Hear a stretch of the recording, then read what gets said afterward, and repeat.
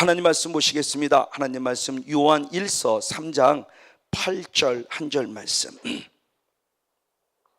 죄를 짓는 자는 마귀에게 속하나니 마귀는 처음부터 범죄함이니라. 하나님의 아들이 나타나신 것은 마귀를 멸하려 하심이니라. 아멘. 네, 오늘은 이제 마귀의 정체에 대한 마지막 시간입니다. 마지막 시간을 하고 보니까 한 시간 또 아쉬운 게 있어요. 그래서 하려고 하다가 이미 다음 주 전할 말씀을 이미 다 완성을 해놨기 때문에 거기에 틈을 타고 들을 새가 없어서 다음에 또 기회 되면 한 가지 못한 아쉬움. 요한일서 1장 8절 10절 말씀대로 왜 사탄은 죄를 짓고도 죄를 없다고 미혹할까? 왜 죄를 짓게 해놓고도 죄를 지었다는 영적인 자책감을 안 줄까? 이 부분도 다뤄봐야 되는데 이걸 지나고 보니까 아차 하고 놓친 순간이 있어서 다음에 때가 되면 한 번 더 다뤄보도록 하겠고, 오늘은 마귀의 정체에 대한 7째 마지막 시간을 한번 다뤄보려고 합니다. 지난주 말씀을 통해서 마귀의 정체에 대한 6번째 시간에 마귀가 하는 일에 대한 첫 번째 시간을 가졌죠. 요한복음 10장 10절 말씀을 중심으로 해서 도적은이라고 했습니다. 도적은 우리의 것을 무엇한다? 도적질한다 라고 말하며, 이 도적이 본문으로 말하면은 거짓 선지자인데, 그 거짓 선지자, 즉 참 선지자에게 거짓의 영이 임해서 거짓 선자를 만드는 존재가 결국 사단이기 때문에, 이 도적은 육적인 조건으로 말하면 거짓 선지자이지만 영적인 조건으로 하면 결국 사단이죠. 사단이 거짓 선자를 통해서 나의 것을 무엇한다? 도적질한다는 거죠.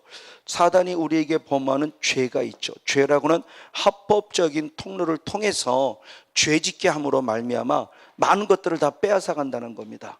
우리가 쉽게 접할 수 있는 부분이죠.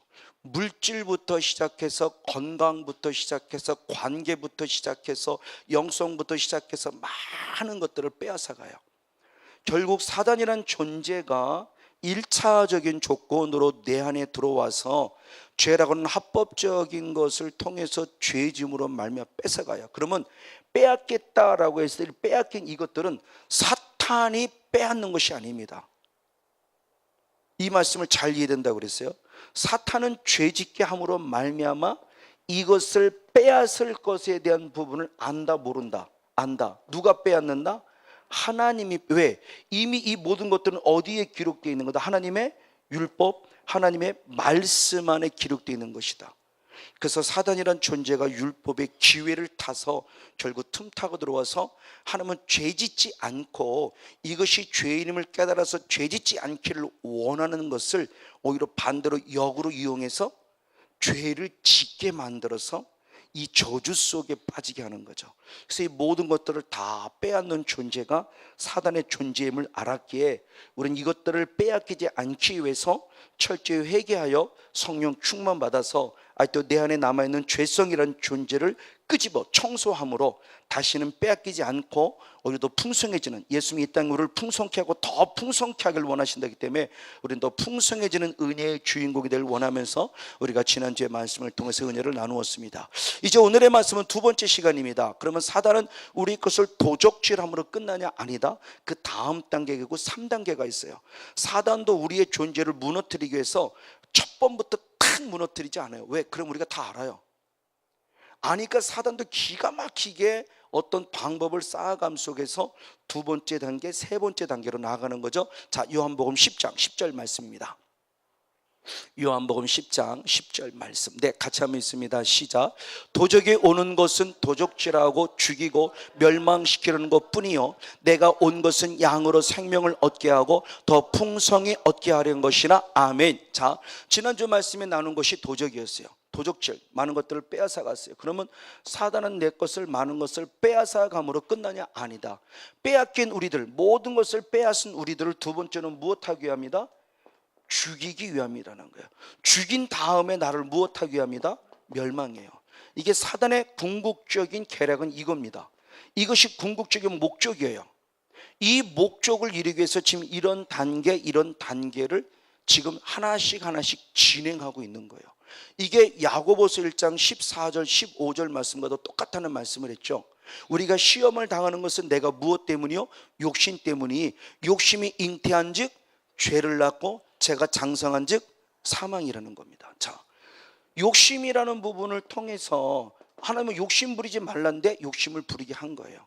이 욕심 때문에 결국 우리를 무엇을 범하게 함으로 죄를 범하게 하기를 영적으로 죽여가요. 영적으로 죽인 우리들의 모습을 결국은 단순히 죄를 범해서라고는 부분의 끝남이 아니라 우리의 영혼을 무엇하게 하며 사망입니다. 그러니까 사단의 계략이라는 존재를 잘 알아야 된다. 그래서 성령 사역을 단순히 수없이 많이 말씀을 드렸어요. 제가 8년 전에 은혜를 받은 처음부터 그걸 깨닫고 제발 성령 사역을 병 고치는 사역으로 뭐 귀신아 떠나가 그래서 문제 해결하는 사역으로 끝내려고 하지 마라. 그것도 속을 수 있는 것이다. 여기에 초점이 맞춰지면 그것도 사단에게 속는 거예요. 오늘도 어느 목사님이 쓰여진 잠깐 사이트에 들어갔다 왔는데 그 선교사님이 그 사이트가 아니라 그 선교사님이 보내준 하나의 필리핀에서 하시는 그 선교사님의 그 자연 사역을 제게 메일로 이렇게 보내주었어요. 그래서 제가 프린트물을 꼽았는데 참 귀한 사역을 하시더라고요. 그러면서 그분의 마지막 기도 제목 가운데 마지막에 기도 제목을 그런 기도 제목을 썼어요. 내가 눈에 보이는 현상, 내 생각의 영역, 이런 현상이나 눈에 보이는 어떤 이런 것들, 나타나는 어떤 현상이나 내 생각, 교회 부흥, 어떤 수적인 의미, 지극히 비본질적에 빠지는 목사가 아니라 하나님이 원하시는 영 안에 들은 참 목자가 되도록 기도해 주시라는 기도 제목을 보면서 제가 너무너무 이 선교사님을 향해서 사랑하고 존경하는 마음이 생겼어요. 선교하다 보면 그것도 하나의 나도 모르게 큰 아킬레스건이에요. 왜? 교회가 부흥되고 선교가 부흥돼야 선교비가 후원비가 많이 들어오는데 교회가 부흥되지 못하고 선교가 부흥되지 못하면 선교비가 끊어지는 거죠. 그러니까 그런 아쉬움 속에 자꾸 외적으로 보여지는 걸 추구하게 되는 자신의 모습에서 이게 얼마나 잘못된 걸 이제 깨달아요. 어제도 갑자기 어느 목사님에게 전화가 왔어요. 작년에 목회자 5차 목회자 성회를 하고 너무나 은혜를 감사하다고 교회 부흥회를 해달라고 해서 교회 부흥회를 해줬던 교회 목사님이 전화가 왔어요. 한동안 연락이 없었어요.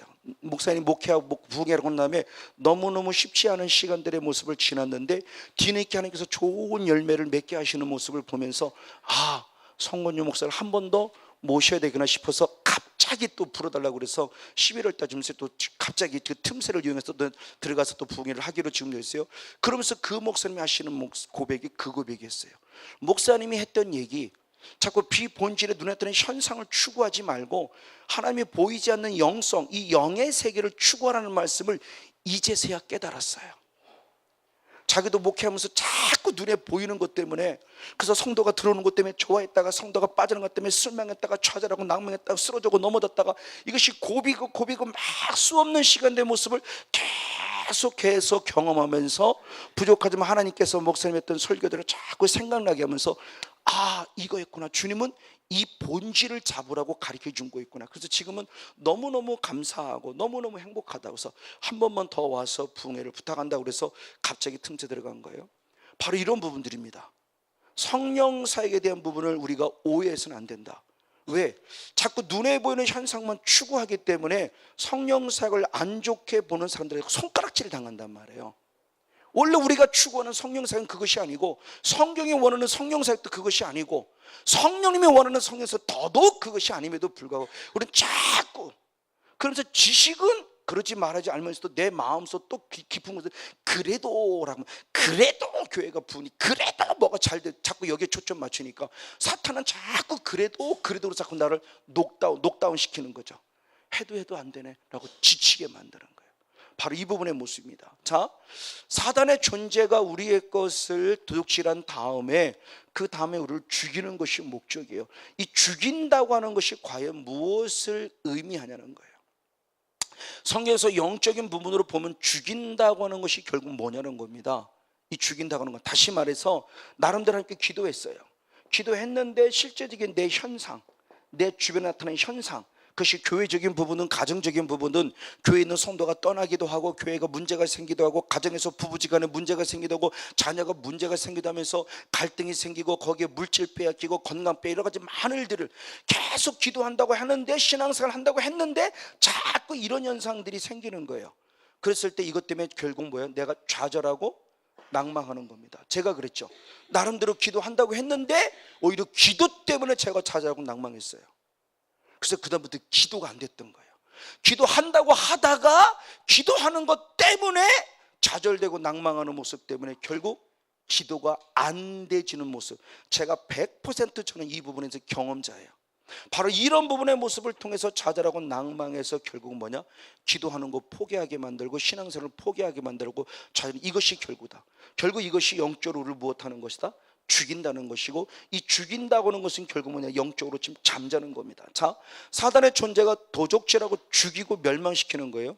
죽인다고 하는 것은 하여튼 내가 이 세상에 살아있을 때, 죽는다는 것이 여기서 우리가 이거는 목숨이 딱 끊어져 죽는다는 개념의 영적 의미를 생각해 봤을 때, 죽는다고 하는 것은 영적인 존재로서 죽어있는 무가치한 존재, 결국 잠자는 존재예요. 아무것도 하지 못하는 거예요. 이것을 잘 표현한 게 에베소서 5장 14절입니다. 에베소 5장 14절이 병행을 통해서 아주 잘 표현했습니다. 같이 한번 읽습니다. 시작. 그러므로 이르시기를 잠자는 자여 깨어서 죽은 자들 가운데서 일어나라. 그리스도께서 내게 비추리라 하셨느니라. 아멘. 에베소 교회 성도들의 잠자는 영혼, 죽은 영혼들을 향해서 그리스도께서 내게 지금 빛을 비추는 최후의 기회이다. 한 번 더 주시는 은혜의 기회이다. 그러니 지금 잠에서 뻘떡 깨어라. 죽은 자 뻘떡 깨어라요. 지금 따로가 아니고 같은 맥락입니다. 저거 쉬운 성경 한번 더 볼게요. 쉬운 성경을 한 번 더 쉽게 잘 풀어놨습니다. 쉬운 성경을 한 번 더 에베소 5장 14절. 네, 같이 한번 읽습니다. 밑으로 시작. 성경에서도 잠자는 자여 일어나라. 죽음에서 깨어나 일어나라. 그리스도께서 내게 빛을 비추실 것이라고 말하고 있습니다. 아멘. 그러니까 잠자는 것이 곧 죽는다는 것이고, 죽었다는 것이 곧 잠자고 있다는 거예요. 이게 사단의 계략이라는 겁니다. 신앙생활하면서 지쳐요. 신앙생활하면서 지쳐요. 왜? 병 고침 받고 싶은데 병이 안 고쳐지거든요. 기도해도 기도가 안 되니까 지쳐요. 문제 해결 받으려고 나름대로 성경에서 하라고 해서 나름대로 기도했는데 아무리 기도해도 문제 해결이 안 되니까 지쳐요. 이게 사단이 지금 우리들에게 노리는 겁니다. 그 지침이 결국 에이 교회 나가봐야, 에이 기도해봐야, 에이 예배 드려봐야, 그러면서 결국 나를 좌절하고 낭망하게 만들고, 결국 우울하게 만들고, 사람과의 관계 끊어지게 만들고, 성도와의 관계 끊어지게 만들고, 아무것도 뭔데를 말해서 영적으로 죽어지게 만들어가요.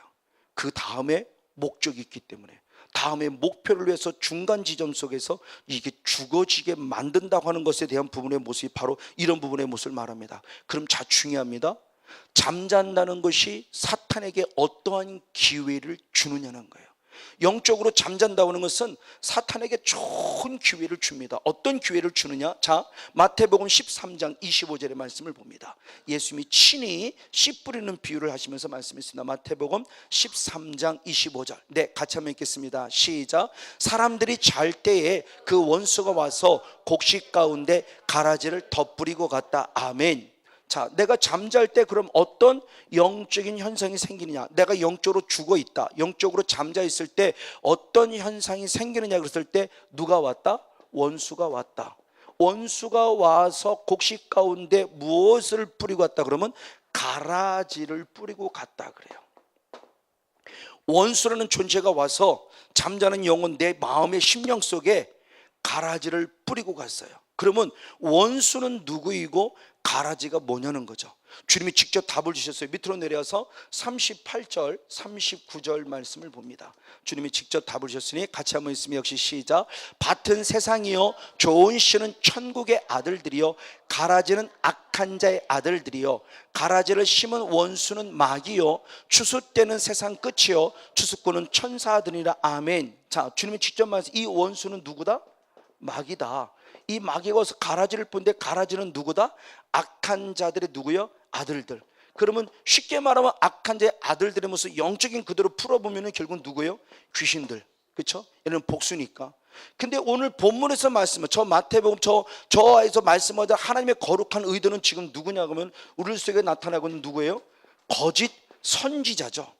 즉 교회라는 곳에 우리가 영적으로 잠자고 기도하지 않고 말씀 안에 있지 않고 영적으로 죽어있고 무기력해 있을 때 원수라는 존재가 와서 이걸 지금 누구를 우리에게 던져놓고 가느냐? 거짓 선자를 던져놓고 간다는 거죠. 그것은 누군가를 끌어들인다는 개념도 있지만, 성건용 목사가 만약 예를 들어 사랑의 교회 담임 목사란다면 목사도, 성건용 목사도 영적으로 죽어있고 성도도 영적으로 죽어서 누구도 깨어있지 않아요. 기도하지 않고 말씀 안에 있지 않고 예배 안에 있지 않고 하나님 앞에 헌신 속에 있지 아니한다면 사단의 존재가 와서 성건용 목사에게 결국 뭐냐, 이 가라지를 뿌림을 통해서 내가 한순간에 누가 되느냐, 거짓 선지자로 타락한다는 거예요. 자, 그러면 거짓 선지자가 누구냐는 거죠. 지난주 말씀에는 거짓 선지자는 예레미야 14장 14절 이렇게 표현했습니다. 예레미야 14장 14절을 봅니다. 예레미야 14장 14절 시작. 여호와께서 내게 이르시되 선지자들이 내 이름으로 거짓 예언을 하도다. 나는 그들을 보내지 아니하였고 그들에게 명하거나 이르지 아니하였거늘 그들이 거짓 계시 복술과 허탄한 것과 자기 마음의 속임으로 너희에게 예언하는다. 아멘. 그럼 거짓 선지의 특징은 뭐냐? 하나님의 음성이 아닙니다. 참 선지는 주님의 음성을 들었고 들은 것을 명령으로 받아 증거하는 자가 참 선지자예요. 그럼 거짓 선지자는 뭐냐? 하나님부터 음성 들은 게 하나도 없어요. 그럼 무엇으로 말한다? 자기 마음대로 말하는 거예요. 이게 예언인데, 이 예언이 결국 무슨 예언이다? 거짓 예언. 그래서 지난주로 도적질 한다고 했을 때 하나님의 말씀을 도적질하는 거예요. 누가? 거짓 선지자가. 그러면서 우리들에게 이게 하나님 말씀이라고 증거해 주는 거예요. 왜? 그러면 처음부터 아니요, 그 선지자도 처음에는 하나님의 음성 들었다니까요. 대표적인 게 엘리사상이잖아요. 엘리사상도 하나님의 음성 들었어요.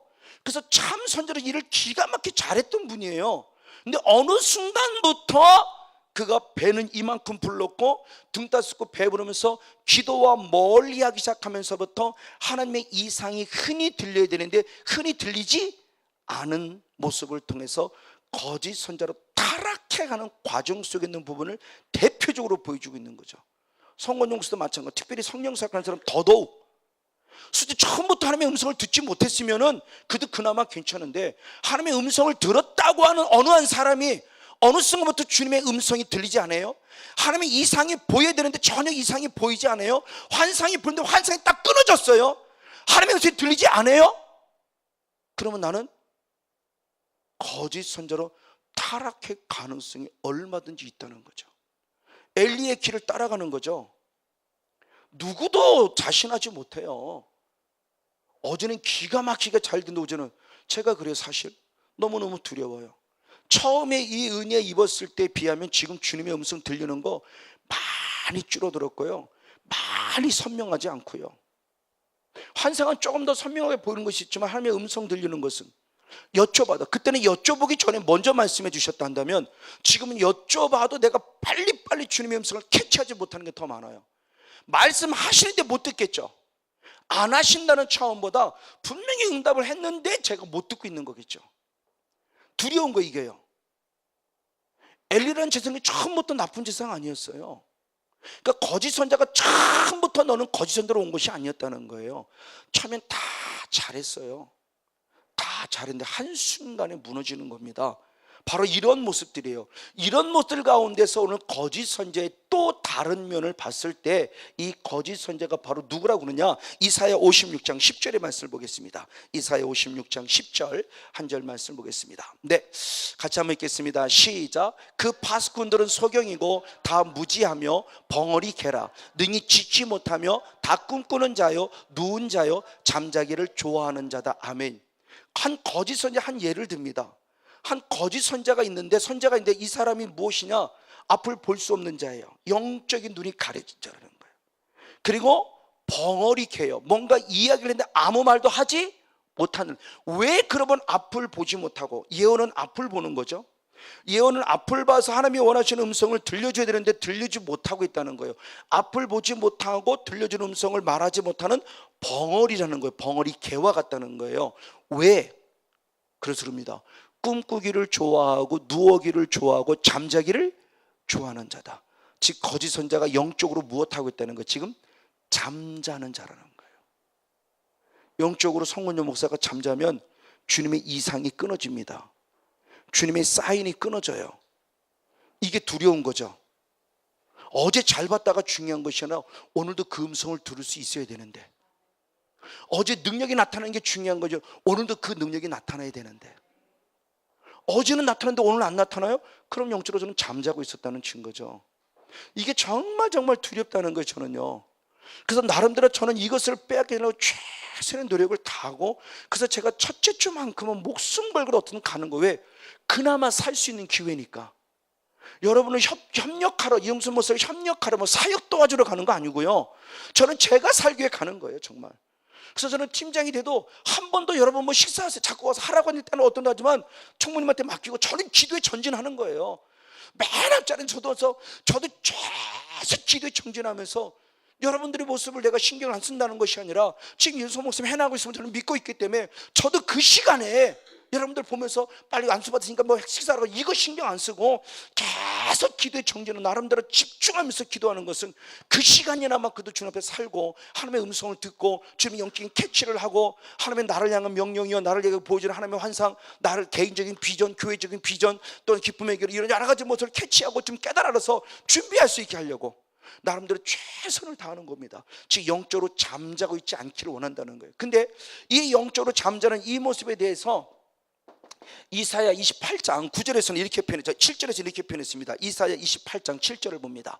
같이 한번 읽습니다. 시작. 이 유다 사람들도 포도주로 인하여 옆걸음치며 독주로 인하여 비틀거리며 제사장과 선자도 독주로 인하여 옆걸음치며 포도주에 빠지며 독주로 인하여 비틀거리며 이상을 그릇 보며 재판할 때 실수하더라. 아멘. 제사장과 선자를 중심으로 유다 백성들, 정치인들, 모든 사람들이 다 뭐에 취해 있다? 술에 취해 있다. 이 술은 물론 저기서는 문자적으로 말 그대로 술이에요. 그러나 저 개념을 본다면 결국 세상에 지금 취해 있는 거예요. 세상에 취해 있는 이것인데, 오늘 본문의 말씀의 의도는 결국 뭐냐? 하나님께서 이사야 선지자를 통해서 잠자는 선자를 봐라. 저 잠자는 선자들이 뭐냐? 술에 취해 있다. 세상에 취해 있다. 자, 육적인 조건으로 볼 때는 술에 취해 있고 세상에 취해 있는 것지만 영적인 조건은 아니에요.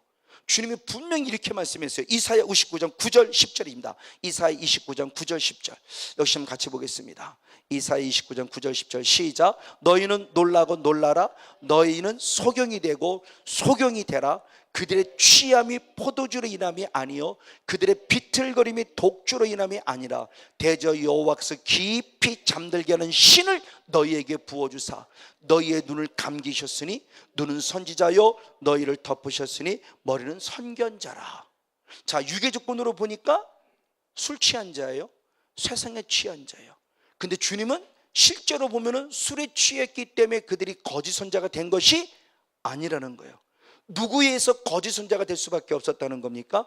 잠자는 영, 하나님이 그들에게 잠자는 영을 보냈다는 거죠. 그렇죠? 열왕기상 22장에도 400명의 선자들이 있었는데 400명의 선자에게 하나님께 아합에게 듣기 좋은 길한 예언만 했어요. 근데 그게 참 예언이었습니까? 아니었습니다. 누가 임한 거예요? 거짓의 영이 임한 거짓의 영이었어요. 누구를? 아합을 죽이기 위한. 그러니까 참 우리들의 모습이 예언 들을 때도 길한 예언만 듣고 싶으니까, 예언을 자꾸 듣고 싶은 게 뭐냐면 내가 원하는 바를 듣고 싶으려고 확증받으려고 하는 미명아래 자꾸 또 듣고 싶은 거예요. 또 듣고 싶은 거야. 또 좋은 건 없나? 또 더 좋은 얘기는 안 해주나? 더 좋은 건 없나? 아니요. 때로는 좋은 것이 아니라 길한 예언이 아니라 흉한 예언도 필요해요. 그래서 제가 딱 한 번입니다. 재작년 몇 년 됐어요. 어떤 젊은 남자예요. 젊은 남자가 와서 그럽니다. 목사님, 내 죄에 대한 것 좀 가르쳐 주세요. 그래서 깜짝 놀랐어요. 자기는 봤을 때 자기가 그게 아닌데 왜 목사님 나에게 다 좋은 것만 얘기를 해주냐는 거예요. 그러면서 내 죄 좀 알려주세요. 우리 예언의 개념을 봤을 때 구약과 신약의 조금 차이가 지금 연구 중에 있어요. 그 부분을 정리해서 내 것으로 만들 정리하고 있는데 구약 개념과 신약의 조금 차이가 있더라고요.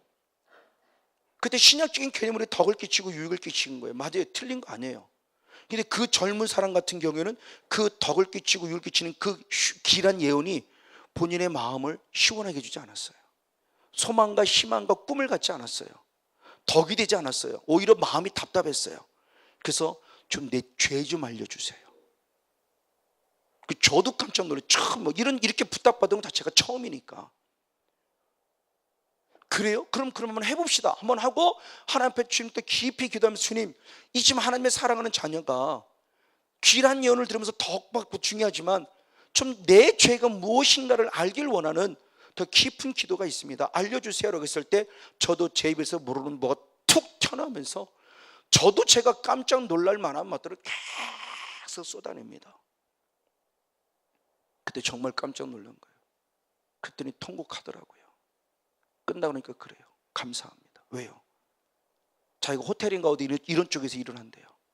호텔에서는 이런 쪽에 일하다 보니까 수많은 죄만 범한다는 거예요. 불륜만 들어오는 것들, 이런 것들을 여러 가지 보면서 수많은 죄만 범하라고 너무너무 답답했는데, 목사님 때문에 너무너무 감사하다고, 내가 통곡한다고, 내가 이런 죄인이었다고, 그래서 내 죄를 다시 한번 깨닫고 발견하면서 내가 주님 앞에 철저히 눈물 속에 회개할 수 있으면 감사하다고. 맞아요. 참 중요한 부분이라 생각합니다. 오늘 거짓 선지자가 한순간에 무너지는 것이 단순히 세상에 취해 있고 독주에 취해 있다는 차원이 아니라 영적인 세계로 보니까 하나님이 허락한, 하나님이 보내신 결국 어둠의 영, 잠자게 하는 영이 들어와서 한 사람을 한순간 무능력하게 무너뜨려 버려서 하나님의 음성 듣는 걸 차단시키고 하나님이 보여주는 것들 차단시키면서 하기는 해야 되겠는데, 왜? 어제까지는 했으니까. 그때 나 못 봐요, 나 하나님의 음성 안 들려요, 이렇게 말하면 세상적으로 쪽팔리고, 그리고 하기는 해야 되니까 나오는 게 뭐예요? 거짓이지. 못하면 못한다고 해야 되고, 안 보이면 안 보인다고 그래야 되고, 그게 정직한 거 아닙니까? 왜 안 보이는 걸 보이는 것처럼 하고, 왜 못 듣는 걸 보는 것처럼 하면서, 못 들으면서 듣는 것처럼 하면서 왜 내 마음을 얘기하느냐고요. 그리고 진짜인 것처럼 얘기를 하고 아니라는 거죠. 그래서 얘네들 정말 더 많이 두려워진 거예요. 그리고 어느 집회를 가면서 계속 예언해달라고 그래. 물어봤더니 오시는 분들 다 예언했대요. 오시는 분들 다 예언했더니 더 마음이 아픈 거예요. 그래서 물어봤어요. 그럼 지난달에 오셔서 한 목사님 예언 기억하십니까? 그랬더니 기억한다는 사람 하나도 없어요. 그럼 뭐하러 예언을 들어요? 아니, 누군가가 예언해도, 예언의 개념이 하나님이 주는 음성이라는 개념이 아니잖아요 지금요. 이 사람이 나한테 뭐를 얘기해 주니, 이래서 좋은 것 같으면 딱 받으려고 그러는데 다 잊어버렸어요. 그 전에 주신 목사님을 다 하나님의 음성이라면 그게 진짜 잊어버리겠습니까? 듣는 사람 자체도 이미 마음 자체가 잘못된 거잖아요. 그래서 정말 그래서 그러세요. 안 해드립니다. 아니, 못 해드립니다. 그리고 저도 군포에서부터 그때부터 예언의 개념 정말 조심스럽고, 그리고 제가 더구나 존 비비, 그때 마침 존 비비의 음성이라는 책을 읽으면서 예언 정말 조심해야 되는구나. 그래서 사역 속에 드러나서 나오는 모습 가운데서 예언할 때는 예언해 드리지만, 그렇지 않을 때는, 그럼 예언을 안 하냐? 아니요, 저도 기쁨에 가서 예언식을 할 때는 해드립니다. 이번도 해드렸어요. 몇 분. 너무너무 고맙고 감사하다고, 현재 내 모습을, 그 앞에 된 비전을 너무 알려서 너무너무 감사하다고 통곡하면서 예언 들었던 분도 있어요. 그러나 조심스러워요. 왜?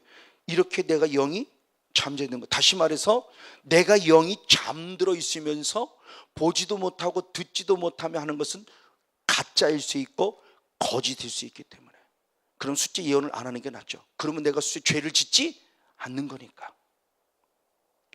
그러니까 이 부분의 모습을 말씀드리고 싶은 거예요. 자, 그러면 중요한 부분입니다. 이렇게 내가 영적으로 잠자고 있다고 했을 때, 그 영적으로 잠자고 있을 때 나타나는, 내가 영적으로 잠자고 있다는 증상이 뭐냐는 거예요.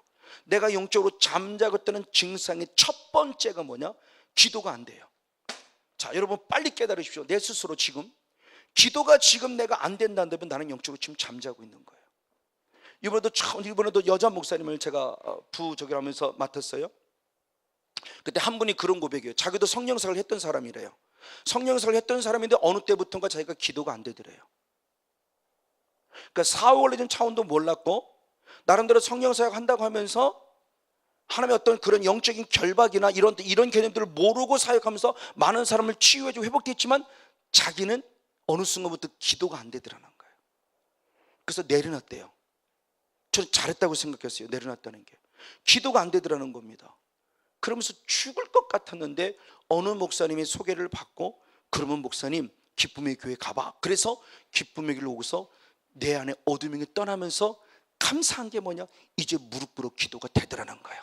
저도 경험한 바 있습니다. 제게서도 그렇습니다. 즉 내가 지금 영적으로 잠자고 있다는 첫 번째 증상이 뭐냐, 기도가 안 됩니다.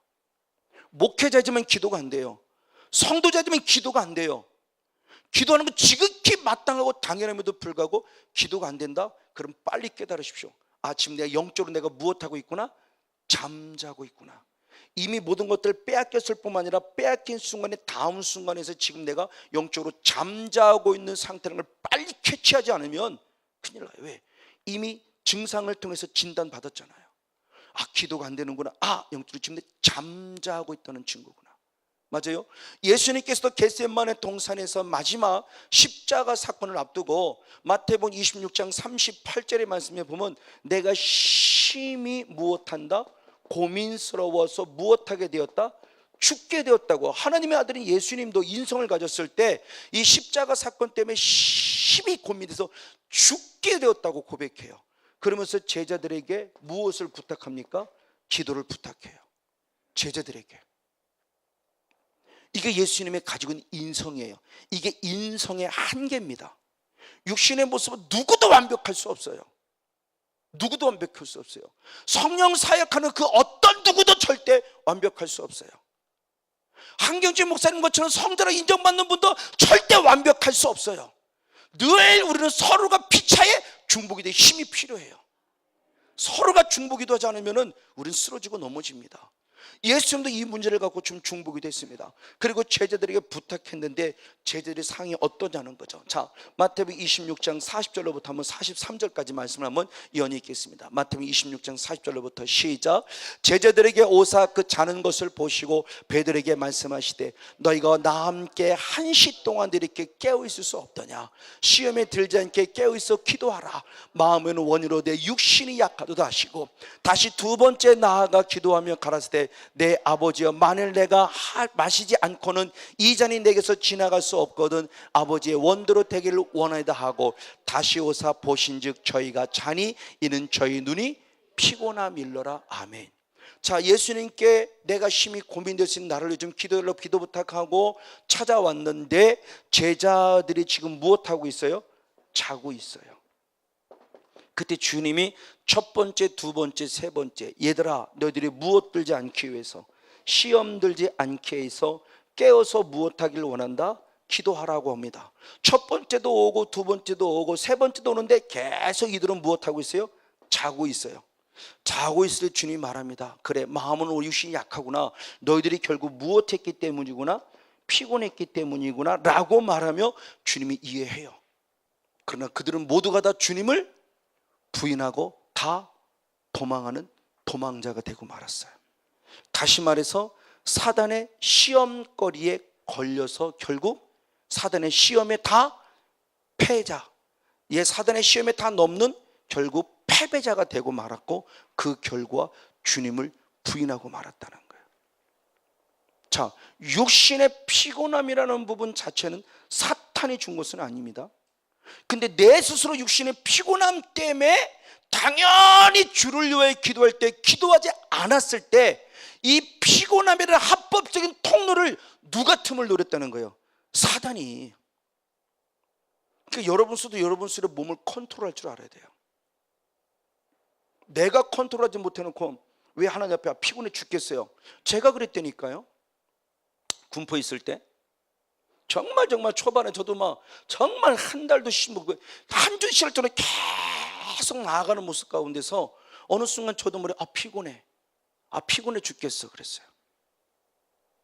그랬더니 하나님이 제 기도를 기가 막히게 들으셔갖고 딱 끊으셨어요. 한 6개월 정도 끊어졌어요. 그래서 하나님께 기도합니다. 하나님 왜 성회가 연결이 안 됩니까? 그랬더니 주님 하시는 말씀이 너 피곤하다며. 그런 거는 이렇게 주님이 즉각적으로 응답도 잘 주시는지. 그래서 그 다음 아버지 잘못했습니다. 피곤하다는 말 안 하겠습니다. 지금까지 피곤하다는 말 안 합니다. 영적인 컨트롤을 하려고 애씁니다. 지금 어둠의 영이 결국 사단이 베드로와 제자들에게 틈탔을 때 예수님 우리들에게 뭘 요구하느냐? 기도를 요구해요. 피곤한 거 모르는 거 아닙니다. 주님도 피곤합니다. 알고도 우리에게 기도를 요구하는데 피곤하여 기도하지 못하니까 누가 틈을 탄다? 사단이 틈을 탄다. 그러니까 사단이 그 틈을 탈 때 지극히 합법적인 조건입니다. 피곤하니까 성목사도 피곤하고 그럼 우리 잠깐 휴전하. 너는 나를 공격하지 마. 나도 너를 공격 안 할게. 피곤하다고 사탄에게 휴전하자고 요구하지 않는다니까요. 오히려 그때를 틈을 노린다니까요. 그러니까 영적으로 결국 내가 잠자고 있다는 것은 결국 뭐냐? 영육은 절대 따로가 아니라고 그랬어요. 영과 육은 같이 가는 거기 때문에 절대 이분법처럼 나눠서는 안 된다고 그랬어요. 같이 가기 때문에 항상 영과 육의 조건을 같이 유지하는 부분 속에서 피곤함도 잘 관리해 줄 알아야 된다.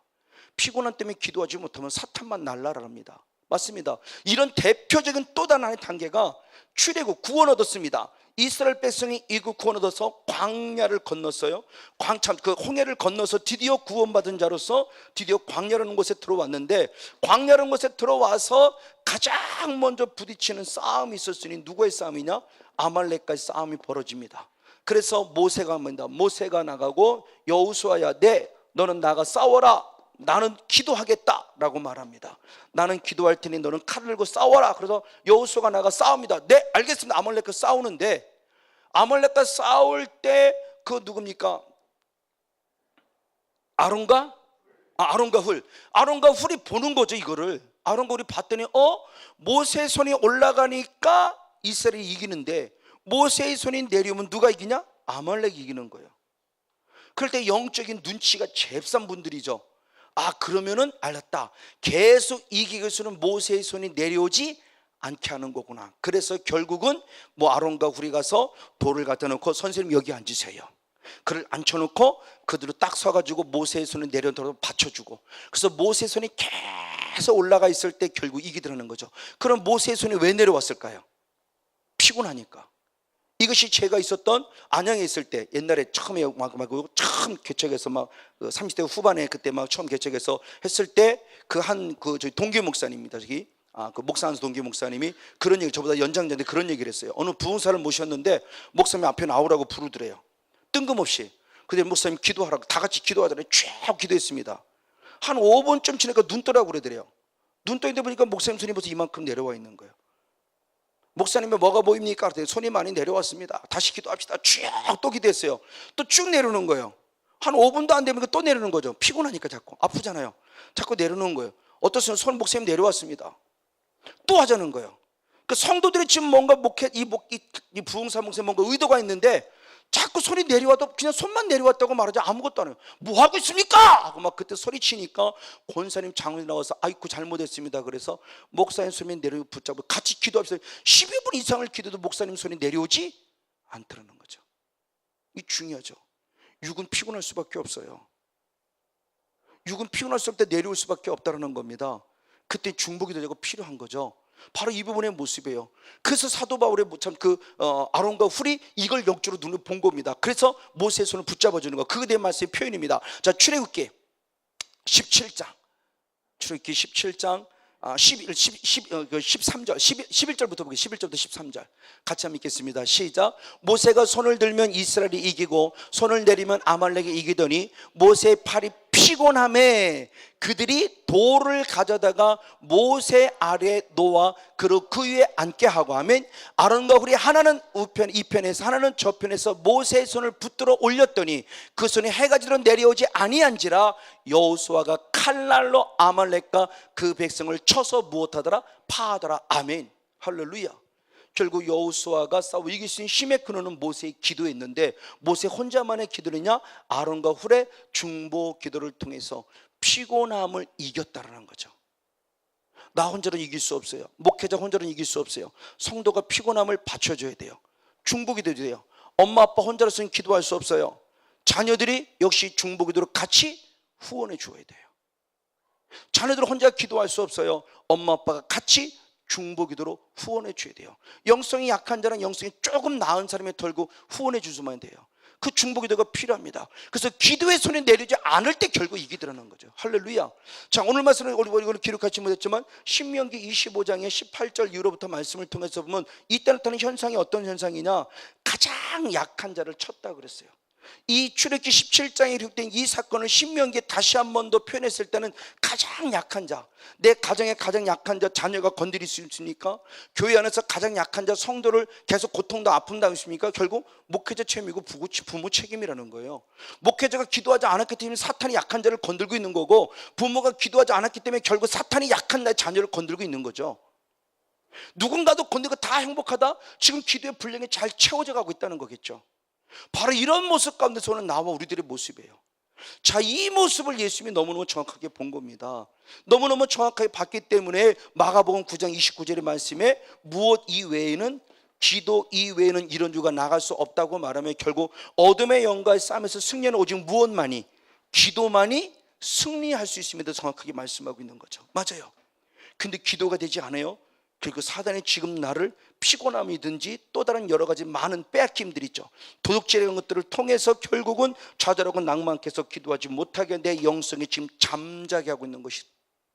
자, 이렇게 기도 외에는 이런 용어가 나갈 수 없도록 예수님이 그럴 건 아닙니다.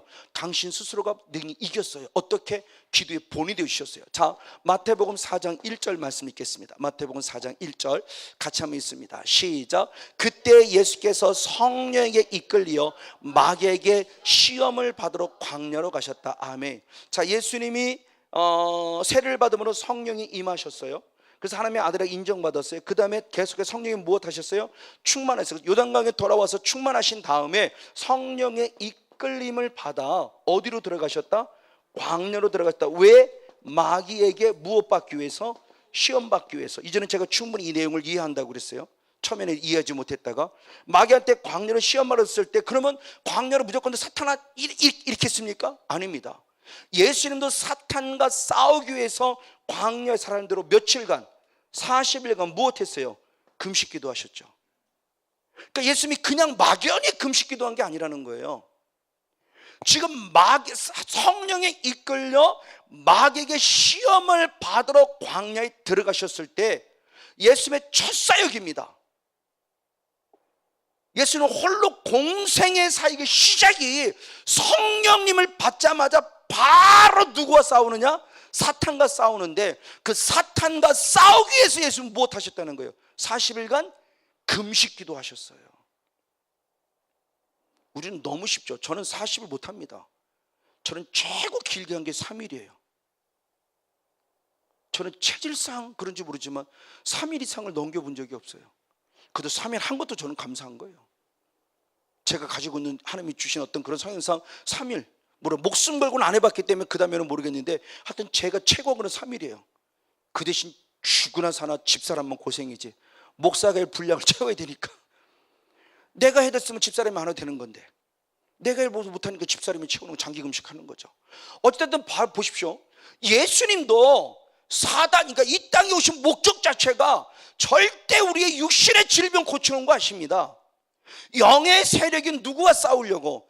사단과 싸우려고 오시면서 첫 공생의 시작을 성령 받자마자 바로 시작하실 때 사탄아 떠나가라고 처음부터 하지 않으셨어요. 그분도 무엇을 심었어요? 기도. 40일의 금식 기도를 심고 그때부터 사탄과 싸워 이기기 시작했다는 겁니다. 할렐루야. 근데도 오늘 성원영 목사가 기도 안 하고 우리가 기도 안 하고 사탄과 싸워요? 그래 놓고 가가지고 고쳐주세요. 이게 될 것 같아요? 저와 여러분 얼마나 기도했습니까? 얼마나 기도했길래 하나님이 결국 나를 지금 들어 사용하고 쓰고 있냐는 거죠. 그래 놓고 능력 없네. 그분은 능력 없죠. 하나님은 능력 있어도. 아니 혹시 나는 나도 능력 없지 않습니까? 나는 기도의 분량 안 채웠잖아요. 나도 그럼 기도의 분량 채워야죠. 그분만 기도의 분량을 채우는 것이 아니라 나도 그 은혜를 받게 기도의 분량 채워야죠. 나도 그 사탄과 싸우려면 기도의 분량 채워야죠. 나는 기도하지 않으면서 누구한테 능력 없다고 말합니까? 아닙니다. 그분도 성권영 목사도 기도해야 되겠지만 기도받으러 오시는 분도 기도의 분량을 채워야 된다는 거죠. 그렇지 않고서 어떻게 해? 능력 있어 없어? 능력은 하나님이 나타내는 건데, 아무리 하나님이 기도를 능력을 나타내도 그 기도를 통한 능력의 통로가 되는 우리들의 모습에 얼만큼 기도의 분량이 채워졌고 얼만큼 영적으로 깨끗했냐에 따라서 하나님의 능력이 많이 나타날 수도 있고 적게 나타날 수도 있고. 기도하라는 겁니다. 기도가 되지 않아요? 영적으로 잠자고 있다는 거예요. 사단이 지금 나를, 성원용 목사 우리들을, 저는 대표적으로 기도가 안 됐던 사람이었어요. 나중에 알고 보면 불교의 영이 딱 붙잡아서 결국 기도하지 못하게 만들었던 거죠.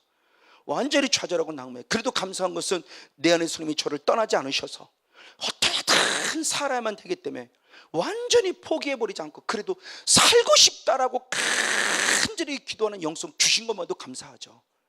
다른 것 더 많이 기도하지 못했지만 그저 아버지 나 좀 살고 싶어요. 나 정말 죽을 거 나 좀 살려주세요. 이런 영이 오는 설교, 회개, 정말 내 영이 마음을 찌는 통곡이 내 안에 있었기에 저는 감사한 것뿐이에요. 그래도 성령님이 지금 내 안에 일하고 있다는 증거잖아요. 이게 결국 저는 믿음의 의지라고 생각해요. 이 믿음의 자유의지입니다. 믿음의 자유의지를 자꾸 끄집어 올려야 돼요. 성령께서 하게 하시는 모습이 온다면 믿음의 의지를 끄집어서라도 나는 살아야 돼. 나는 하나님의 사랑 아들이잖아. 하나님의 사랑 딸이잖아. 나는 절대 기도 싫은 데를 범하지 않을 거를 말하며 통곡하고 부르짖어야 된다는 겁니다. 그래서 사무엘이 바로 그 고백을 한 거죠. 사무엘상 12장 23절을 봅니다. 사무엘상 12장 23절 역시 한번 같이 있습니다. 시작. 나는 너희를 위하여 기도하기를 쉬는 죄를 여호와 앞에 결단코 범치 아니하고 선하고 의로운 대로 너희를 가르칠 것이다. 아멘. 맞습니다. 바로 이와 같은 모습을 통해서 우리들의 모습이 주님 앞에 기도 쉬는 죄를 범하지 않아야 돼요. 어떤 환경이 와도 대표적인 요나죠. 요나는 주님 말씀에 불순종했습니다. 그래서 바다 물고기에 들어갔죠. 큰 고기의 뱃속에 들어갔을 때 요나서 2장 속에 쭉 기록하는 나오죠. 그래서 요나서 2장 그 뱃속에서 드디어 깨닫습니다. 깨달을 때 너무너무 죽게 돼서 영혼이 피곤하다고 표현할 때 아주 중요한 고백을 하는 기도가 있습니다. 요나서 2장 7절 시작. 내 영혼이 내 속에서 피곤할 때 내가 여호와를 생각하였었더니 내 기도가 주께 이르렀사오며 주의 성전에 미쳤나이다. 아멘. 내 영혼이 피곤해요. 죽을 것 같기 때문에. 저 피곤하다는 원어를 보면 내 영혼이 핍절해 있다, 완전 곤고해 있다, 이런 게 완전히 녹다운돼 있다요. 그럼에도 불구하고 좌절하고 낭망치 않고 누구를 생각했어요? 하나님을 생각했을 때 어디를 향해서? 주의 성전을 향해서 기도하는 마음이 생겨났고 그 기도하는 마음의 회개를 통해서 드디어 하나님께서 그 배에서 팍 토해냄을 통해서 다시 살아나 니느웨에서 복음을 전하는 자가 되죠. 맞아요. 끝까지 결국 기도했기에 승리했습니다. 오늘 저 여러분 스스로 판단해 보시고 분별해 보세요. 지금 내가 기도가 안 되고 있다. 지금 내가 영적으로 잠자고 있고 내가 영적으로 지금 죽어가고 있는 상태구나. 그러면 어떻게 할 것이냐? 믿음의 거룩한 의지를 작용하시고 발동하십시오. 그래서 부르짖으십시오. 요나처럼 영혼이 피곤하다 한다 할지라도 주님을 생각하고 주를 향해서 부르짖음을 통해서 빨리 회복되어요. 다시는 기도가 회복됨을 통해서 기도할 때 어둠과 싸움에서 반드시 승리하는 저와 여러분이 되어지기를 주님으로 간절히 축복하고 축원을 드립니다. 아멘. 두 번째는 결국 뭐냐? 또한 증상입니다. 내가 영적으로 잠자고 있다는 증상의 증거가 뭐냐? 말씀이 들리지 않아요. 기도가 안 될 뿐만 아니라 말씀이 들리지 않습니다. 대표적으로 사도행전 20장 9절 말씀입니다. 사도행전 20장 9절 말씀 한 목소리로 같이 한번 읽겠습니다. 시작. 유두고라는 청년이 창에 걸터 앉았다가 깊이 졸더니 바울이 강론하기를 더 오래 하매 조음을 이기지 못하여 삼층류에서 떨어지거늘 일으켜보니 그가 뭐가 됐습니까? 결국 죽었습니다. 네, 사도 바울이 오래 말씀을 증거했어요. 졸음을 이기지 못했어요. 피곤했다는 겁니다. 졸음을 이기지 못해 삼층류에서 말씀을 듣다가 꾹뻑 졸다가 결국 떨어졌다는 거죠. 떨어질 때 죽었다는 거예요. 근데 사도 바울이 와서 다시 한 번 더 하나님의 긍휼의 은혜를 베풀어서 그를 살려내죠. 이것이 오늘 우리들의 모습인 거예요. 즉 내가 영적으로 죽어 있다는 것이 두 번째는 말씀이 들리지 않는다는 거예요. 어느 순간부터 들리던 말씀이 안 들려요. 어느 순간부터. 어떤 사람은 기도는 되는데 말씀이 안 들려요. 어떤 사람은 말씀은 안 들리는데 기도가 되는데도 말씀이 또 안 들릴 수도 있어요.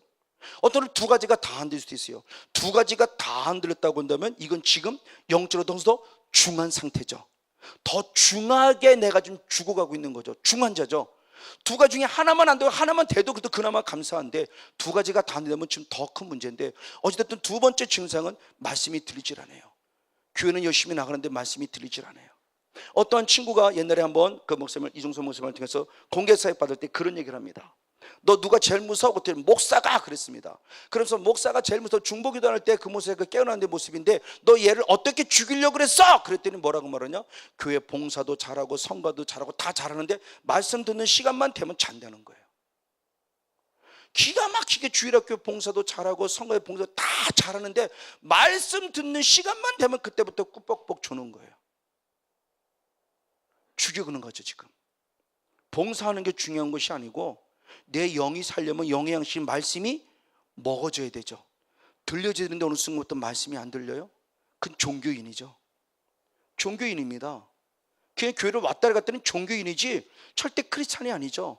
크리스찬은 말씀을 영의 양식을 먹어야 사는 거고, 내가 살아있는 영적인 호흡이 살아있다는 영적인 기도가 돼야 영적으로 살아있다는 증거인데, 말씀도 못 먹고 기도도 못 하는데 제가 살아있다? 아니죠. 그 사람은 그냥 교회를 나오는 종교인이에요. 교인일 뿐이에요. 기독교인은 아니라는 겁니다. 크리스찬은 아니라 그리스도인, 기름 부음 받은 하나님의 사람은 아니라는 거죠. 이게 빨리빨리 분별돼야 되는 모습이죠. 봤습니다. 바로 이런 모습이에요. 그래서 이런 모습을 가지고 결국 사단에게 속아 넘어간다는 거죠. 맞습니다. 자, 그러면 이렇게 속아 넘어가는 바로 그 모습이 대표적인 모습이 예레미야 13장 10절의 말씀을 봅니다. 예레미야 13장 10절.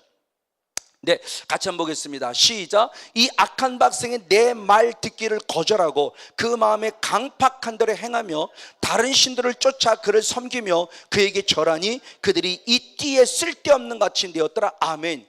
특별히 예레미야 선지자 시대에 예수님이 많이 하신 말씀이에요. 하나님께서 예레미야를 통해서 너희는 내 말을, 나는 너희에게 부지런히 선지자를 보내서 너희들 내 말을 듣기를 원했으나 그들은 내 말을 듣지 않았다, 거절했다, 청종하지 않았다, 듣지 않았다, 청종하지 않았다, 거절했다 라고 말한다. 왜? 마음이 강파했기 때문이다. 그러면서 계속 하나님의 음성을 들려주지만 하나님의 음성을 듣지 못하는 영성을 가르쳐줄 때 예레미야 선지자의 시대의 사람들을 향해서 지금 우리들이 똑같이 적용시켜 주는 거예요. 오늘들의 모습이에요. 얼마나 목사님들이 새벽부터 시작해서 부지런히 말씀을 전하는지 몰라요. 근데 다 졸고 있어요. 아무리 목사가 얘기를 해도 목사니까 하는 얘기지 뭐. 나 시간도 안 되고 난 피곤하고 바쁘고 뭣도 안 되고 우리가 너무나 합법적이고 합리적인 이유가 많아요. 근데 그 내 영이 죽어가고 내 영이 잠자고 있다는 걸 전혀 몰라요. 나는요. 왜? 멍하니 앉아 있다가 멍하니 가요. 목사님 무슨 소리 몰라. 하나 기억도 안 나. 그러면서 나는 예배 드린 거예요. 그게 주님 만난 겁니까? 아닙니다. 그건 지성소의 영성이 아니에요. 예수님 만난 거 아닙니다. 오늘 예배 성공자 된 거 아닙니다. 예배 실패자입니다. 절대 예배 드리면서 하나님의 영광 돌리고 하나님의 뜻을 알아가는 거 아니에요. 주님 만났다는 증거가 아니에요. 주님 만났다는 증거는 결국 주님의 음성을 내가 명령으로 받는 겁니다. 왜? 내가 널 여기서 만나리니 내가 내 행할 바를 명령해 주리라. 주님만은 주님 나 행할 바를 명령해 주시고 그 명령을 아멘으로 받는 사람이 주님 만났다는 증거인데, 나는 명령을 주님이 내주신데 한 주간 동안 뭐 하라는 명령 아무것도 못 받았으면서도 교회에 왔다는 것 때문에, 이 건물에 왔다는 것 때문에 예배 드렸다고요? 이게 사탄이 지금 다 속고 있는 거예요. 이게 지금요. 그래서 제가 이 은혜를 깨닫고 가장 먼저 한 게 예배로부터 시작한 거예요. 야, 우리의 예배가 이게 지금 얼마나 잘못되어 있는 예배라는 거죠. 그래서 이번 9월달, 이번 10월달 성에는 예배를 한번 해보려고 하는 거예요. 우리 예배가 진짜 종교인이 돼가지고 왔다리 갔다리 한 걸 갖다는 예배 드렸다고 생각하고 구원 받았다고 생각하면 자기 착각에 빠져 있는 거죠. 지금 이게 하나님은 그렇게 말하고 있지 않아요. 왜? 사단이라는 존재가 그렇게 가만두지 않는다는 거죠. 그러니까 사단이 이렇게 역사에서 지금 나를 이렇게 만들어간다는 걸 전혀 인지하지 못해요. 그리고 바쁜 것이 합리적인 이유고 피곤한 것이 합리적인 이유고 모든 합리적인 이유의 모습을 나는 그래서 그럴 수밖에 없어라는 스스로의 모습 다 용납하잖아요. 사탄이 그렇게 만들어간다니까요. 비합법적인 요소로 나에게 말하지 않습니다. 오히려 우는 사가 들어오는 것은 나도 이겨요. 이놈이 지금 사탄이 건드는구나 그러고. 근데 광명한 천사가 들어오는 건 다 넘어가는 거죠. 지금 목사님 나부터 시작해서 왜? 피곤하니까, 바쁘니까 기도 못하고 피곤하니까 기도 못하는데, 사탄은 그 바쁘고 피곤한 그걸 틈타고 날 쓰러뜨려 넘어뜨리는데 지금 빼앗기는 모습들, 바로 이런 모습들이 맞아요. 그래서 주님께서 이사야 선지자의 말을 통해서 이렇게 표현합니다. 마태복음 13장 14절입니다. 마태복음 13장 14절 말씀 역시 한번 같이 한번 읽겠습니다. 시작. 이사야 예언이 저에게 이루었으니 일렀으되 너희가 듣기는 들어도 깨닫지 못할 것이요 보기는 보아도 알지 못하리라. 안 듣습니까? 듣습니까? 듣기는 들어요. 보기는 봐요. 들어도 깨닫지 못해요. 보아도 전혀 하나님이 원하시는 영적인 메시지를 내가 발견하지 못해요. 이게 이사야 선지예요. 그럼 그렇다고 복음 안전해? 아니요. 그럼에도 불구하고 하나님은 이사야 선지를 보내죠. 내가 여기서 나를 보내시옵소서. 그때 가라. 근데 그 사람이 내가 너에게 전하는 말을 듣긴 들어도 듣지 못할 것이고 보긴 보아도 전혀 보지 못할 것이다. 그러면 언제까지요? 주님 오시는 때가 있어요. 그럼에도 불구하고 그 안에 들을 자, 볼 자가 있는 그루터기를 찾아내고 남은 자를 찾아내기 원하시는 것이 하나님인 거예요. 그 사탄에 속해 있는 자들이 아니라 하나님께 속해 있어서 세상은 타락해서 다 닫혀 있고 보지 못한다 할지라도 누군가 하나님께 속해서 열려 있는 자를 찾고 있는 거고 보고 듣는 자를 찾기를 원하시는 것이다. 하나님은 그 사람을 구원해내기 위해서. 그럼 오늘 저와 여러분이 깨어 있어야 되잖아요. 하나님의 말씀을 들을 수 있어야 되고 볼 수 있어야 되잖아요. 기도할 수 있어야 되잖아요. 이겁니다라고 캐치할 수 있어야 되잖아요.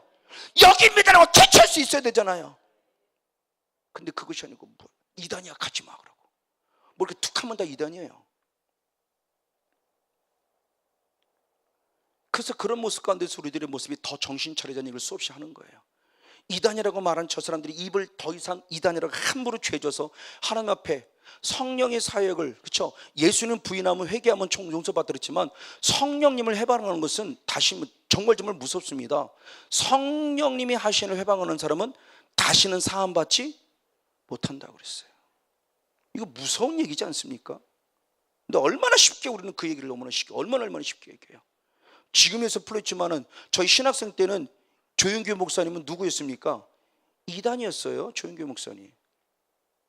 조윤규 목사님 이단이었어요. 지금은 법적으로 또 풀어놨죠. 이단이 아닌 이제는요. 그때 당시 이단이랬던 사람은 어떻게 할 거예요? 성경적으로 더 판단한다면 그때 당시 이종선 목사님 이단이라 정죄한 분들은 어떻게 할 거냐고요. 성령 사역 방해한 사람은 다시는 사함받지 못했다고 한다면 그분도 분명 직분 끝까지 목사님이나 직분 갖고 계실 거 아니에요. 두렵지 않습니까? 두렵지 않아요 정말? 그러니까 우리들의 모습에서 하나님의 거룩한 말씀이라는 이 모습이 들려오지 않을 때 오늘 내게 나타난 영적인 현상들의 모습이 지금 우리들이 어떻게 진행되고 있냐는 거죠. 맞아요. 그러면 왜 그랬을까는 이유를 달았습니다. 15절 말씀을 봅니다. 15절. 왜 들어도 듣지 못하고 보지도 보지 못하느냐? 15절 말씀 시작. 이 백성의 마음이 무엇하여 완악해져서 그 귀에는 듣기에 둔하고 눈은 감았으니 이는 눈으로 보고 귀로 듣고 마음으로 깨달아 돌이켜 내가 고침을 받을까 두려움이라 하였느니라. 아멘. 자, 저들의 존재가 결국 마음이 무엇했기 때문이다? 완악했기 때문이다라는 거예요. 마음이 강파고 완악해지니까 볼 수 있을 때 보지 못하고 들을 수도 듣지 못한다는 거죠. 그럼 먼저 무엇이 처리가 돼야 된다는 거예요? 마음의 완악함이. 그러면 마음의 완악함을 누가 갖다 주냐는 거죠. 히브리서 13장, 바로 히브리서 3장 13절, 히브리서 3장 13절을 봅니다. 네, 같이 있습니다. 시작. 오직 오늘이나 일컫는 동안에 매일 피차 권면하여 너희 중에 누구든지 죄의 유혹으로 강팍하게 됨을 면하라. 아멘. 자, 내 마음이 강팍하게 됐을 때, 내 마음이 완악하게 됐을 때 말씀을 듣지 않는다 그러는데 이 마음이 강팍하게 되는 것은 나의 무엇으로부터? 죄의 유혹이에요. 죄에 유혹하는 것은 결국 누가 하는 겁니까 지금? 그렇죠? 사단이 유혹하는 순간부터 말씀이 들리지 않는 거예요. 그러니까 무엇인가 죄의 유혹을 아직 죄를 범하지 않았어요. 죄의 유혹을 받기 시작하면서부터 이미 나는 말씀이 들리지 않아요. 그럼 빨리 깨달아. 아, 내가 지금 내가 사단으로부터 뭔가 영적인 원리를 내가 뭔가 지금 죄의 유혹을 받았나? 내가 마음을 빼앗겼나? 내가 갑자기 누가 미워졌나? 내가 무슨 생각으로 죄를 뭔가 빨리빨리 찾아서 문제를 해결해 나가야 된다는 겁니다. 그래야 문제 그다음부터 말씀이 들린다는 거죠. 이겁니다. 그러니까 예레미야 선지자 시대에 수많은 사람들이 말씀을 듣지 못했다, 듣지 않는다, 계속 거절하고 있다, 부인하고 있다, 계속 이 말씀이 반복되는 것은 그들의 강팍함인데 그들의 강팍이 되는 결국 뭐냐? 사단에게 속고 있다는 거죠. 사단에 속았다는 그 증상적인 모습들의 모습이 결국 어떻게 나타나냐? 예레미야 22장 죄송합니다. 예레미야 7장부터 먼저 예레미야 7장 24절의 먼저 봅니다. 예레미야 7장 24절 시작. 그들이 청종치 아니하며 귀를 기울이도 아니하고 자기의 악한 마음에 깨와 강팍한 대로 행하여 그 등을 내게로 돌리고 그 얼굴을 행치 아니했다고 말하며, 바로 7장부터 13장까지 말씀에 계속 반복되기도 다른 신을 섬긴 거예요. 우상을 섬긴 거예요. 사단에게 속아 우상을 섬기면서부터 이미 귀가 딱 닫히기 시작해서 하나님의 음성을 듣지 않았어요. 근데 하나님의 음성을 듣지 않았다가 오늘 한순간에냐? 아닙니다.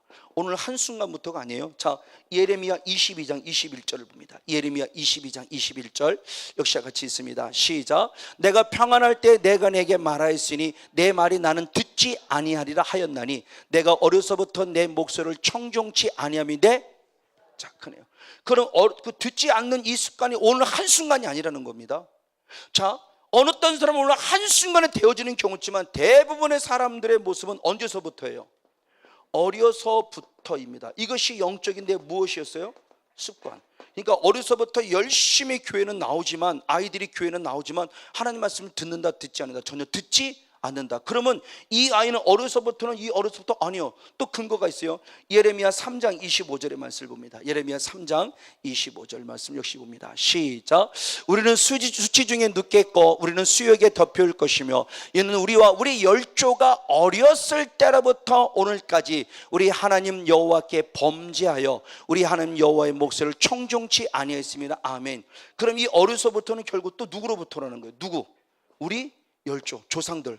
우리 조상들도 언제서부터? 어려서부터. 그럼 엄마 아빠가 하나님 말씀에 이미 귀를 기울여서 영적으로 잠자고 있으면 내 자녀도 그 영성이 그대로 흘러들어가서 그 자녀도 어려서부터 말씀을 듣지 않기 때문에 영적으로 무엇하게 하고 있다? 잠자게 하고 있다. 어디는 나올지언정, 교회는 나올지언정. 자, 이런 부분들이에요. 이런 부분들의 모습을 우리가 어떻게 영적으로 풀어갈 것이냐는 거죠. 빨리 깨닫지 않으면 문제가 생기는 거예요. 아, 내가 이쪽으로 잠자고 있구나. 아, 기도가 안 되고 있네. 말씀이 들리지 않고 있네. 왜 갑자기 말씀이 안 들리지? 이게 지금 사단의 역사인데, 사단의 역사의 흔적을 보니까 오늘 지금 이 순간에 갑자기가 아니라 영적인 흔적을 보면 내가 조금 더 어려서부터이고, 내가 조금 더 어려서 흔적을 보니까 결국은 누구 때문에? 내 열조 조상들 때문에. 그 조상들 역시도 똑같이 어려서부터 말씀을 듣지 않았어요. 그것이 습관화됐어요. 그러니까 어떤 종교를 만드는 거예요? 가식적인 종교, 거짓된 외식하는 종교를 만드는 거죠. 그게 누굽니까? 현대판 바리새인이죠. 예수님 시대는 바리새인들이에요. 오늘날도 바리새인들이에요. 오늘날도 너무너무 참 아프고 아픈 모습입니다. 이런 부분들의 모습이 결국 근거가 내가 아니라 누구라는 겁니까? 내 열조 조상으로부터 흐르고 있는 영성들이 오늘 나를 잠재우고 있는 거예요. 말씀을 듣지 못하게 하고 기도하지 못하게 되는 원인이 분명히 재고 있다는 겁니다. 맞습니다. 그렇기 때문에 그런 모습을 가지고 있고, 또 더 나아가 말씀을 듣지 못함이 아니라 말씀을 변질시키기도 합니다. 그래서 주님께서 창세기 2장 17절의 말씀에 이 선악을 알게 하는 나무를 먹지 말라, 먹으면 정녕 무엇하리라? 죽으리라는 말씀을 어떻게 표현했어요? 바로 창세기 3장 6절의 말씀에 아담과 하와가 그렇게 얘기를 하죠. 먹지도 말고 만지지도 말라는 말씀을 추가시킨 다음에 정령 죽는다는 말씀을 어떻게? 죽을까 하는 말씀으로 변질시켜요. 이게 오늘 우리들이 가장 속기 쉽습니다. 지난번에 얘기했지만 제가 자꾸 말씀을 찾는 것은 제가 가지고 있는 성경적인 지식 얘기하려고 하는 거 아니에요. 말씀이 정말 이렇게 말하고 있지 않습니까를 확증시켜 주려고 하는 거예요. 그래서 자꾸 말씀을 찾아 여러분이 자꾸 읽어보자고 그러는 겁니다. 자꾸 읽자. 왜? 읽는 자가 복이 있다고 그랬잖아요. 듣는 자가 복이 있고 지키는 자가 복이 있다고 그랬잖아요. 정말 복 받기 오려면 읽어야죠. 시간 없는데 왜 맨날 저렇게 말씀만 있는지 몰라. 그렇게 말씀이 기록하고 있으니까. 자꾸 조금 더, 왜? 내가 잘못하면 좀 더 말을 추가시키기도 하고 빼기도 하고 기가 막힌 말씀을 변질시켜 갈 수 있잖아요. 그런 우를 범하지 않으려고. 그래서 계시록 22장 18절 19절의 말씀에 주님이 계시록을 마무리 지면서 그렇게 말씀했죠. 계시록 22장 18절 19절 말씀을 봅니다. 한번 같이 한번 읽겠습니다. 시작. 내가 이 책의 예언의 말씀을 듣는 각인에게 증거하노니 만일 누구든지 이것들 외에 더하면 하나님이 이 책에 기록된 재앙들을 그에게 더하실 것이고 만일 누구든지 이 책의 예언을 말씀해서 제하여 버리면 하나님이 이 책에 기록된 생명나무와 및 거룩한 성의 참여함을 제하여 버리시리라. 아멘. 더하지도 말고 빼지도 말라요. 고린도후서 2장의 말씀에 우리는 그리스도의 무엇이라고 그랬어요? 향기라고 그랬어요. 그리스도의 향기라는 모습이 개념이 일반적으로 할 때 그리스도의 냄새를 나타내는 개념 맞아요. 틀린 얘기는 아닙니다. 그러나 사도 바울이 오늘 고린도후서 2장에 그리스도의 향기라고 쓴 근본적인 그 참된 향기는 그 개념이 아닙니다. 사실은 고린도후서 2장 한번 17절 말씀을 보겠습니다. 고린도후서 2장 17절. 네, 같이 한번 읽겠습니다. 시작. 15절로부터 볼게요. 15절 17절까지 계속 연결이 되니까. 네, 시작. 우리는 구원 얻는 자들에게나 망하는 자들에게나 하나님 앞에서 그리스도의 향기니 이 사람에게는 사망으로 쫓아 사망에 이르는 냄새요 저 사람의 생명으로 쫓아 생명에 이르는 냄새라. 누가 이것을 감당하리요? 우리는 수다한 사람과 같이 하나님 말씀을 혼잡하게 하지 아니하고 그 순전함으로 하나님께 받은 것 같이 하나님 앞에서 그리스도 안에서 말하노라. 아멘. 결국 진정한 그리스도의 향기라는 것은 원래 말하고자 하는 거룩한 의도는 하나님 말씀을 절대 혼잡하게 하지 말아라요. 빼지도 말고 더하지도 말라요. 정령 죽으려고 하면 죽는다는 거죠. 죽을지도 몰라가 아니잖아요. 그러니까 지금 이런 문제가 생겨지는 거예요.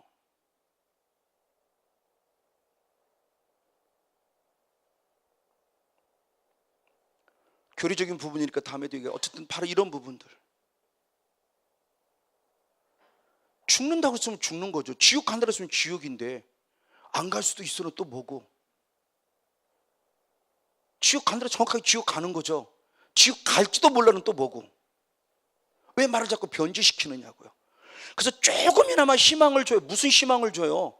왜 자꾸 그러잖아요. 왜 자꾸 자살하는 사람을 왜 자꾸 천국 간다고 왜 지옥 간다고 말하면 안 되냐고 말하면서 이렇게 얘기하냐고. 또 얼마나 말을 기가 막히게 지옥 간 자살한 사람을 지옥 갔다고까지 극단적으로 얘기하지 말래요. 왜? 저들의 마음에 상처를 주면 안 되니까. 지옥 간 건 지옥 간다고 얘기하죠. 그래서 왜? 요새는 병이래. 병 우울증 때문에 자살의 생긴 병이니까 암이 들어 죽은 것처럼 똑같이 죽는 거래. 완전히 다르죠. 암은 말대로 그냥 병이 가서 병으로 죽는 거예요. 자살은 아니잖아요. 우울증은 내가 내 스스로 목숨을 끊어버리는 거잖아요. 같이 죽어도 차원이 다르잖아요. 왜 목사님들이 자꾸 지금 이렇게 말합니다? 그러니까 성도들은 우리 목사님이 그러는데 자살해도 괜찮대. 지옥 가는 거 아니래. 자살 딱 죽는 순간 아이고 잘못했어 회개하면 또 천국 간대. 말들을 또 기가 막히게 붙여가면서 막 그럴듯하게 만들어갖고, 특별히 연예인들이 그러는데 왜 연예인들 죽으면 왜 거기다 꼭 십자가를 붙여놓냐고. 또 거기다가 그 카메라 또 유난히 그거만 또 십자가만 또 찍고 있고. 그러니까 우린 충격받는 거죠. 충격받으니까 지옥 같다는 소리 하면 안 되니까 자꾸 그런 소리 하지 마. 그냥 지옥 같다는 소리 안 하고 그냥 얘기해.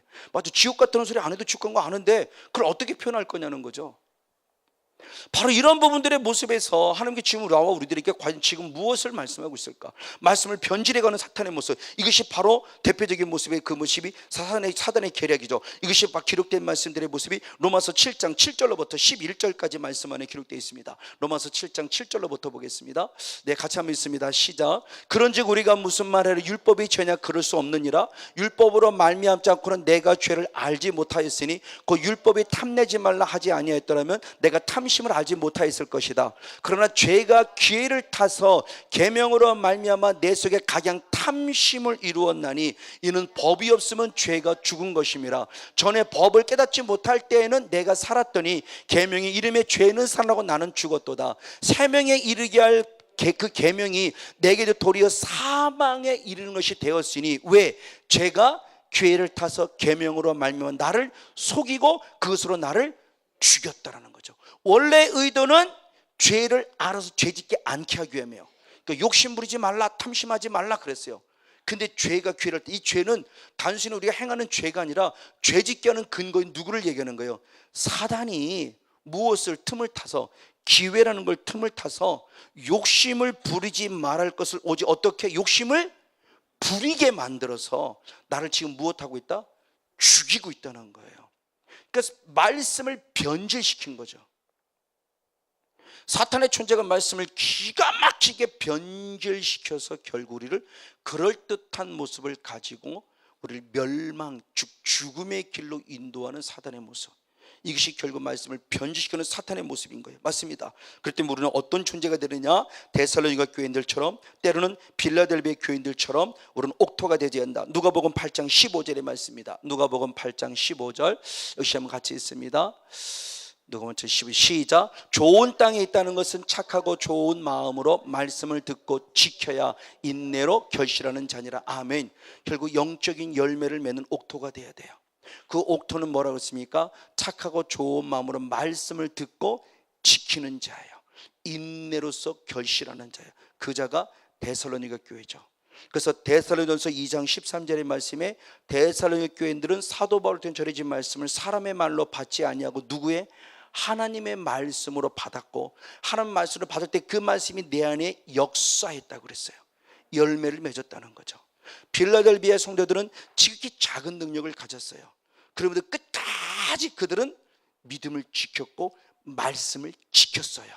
그때 하나님께서 그들에게 축복 주죠. 네가 인내의 말씀을 지켰으면 내 시험의 때를 면하게 주리라.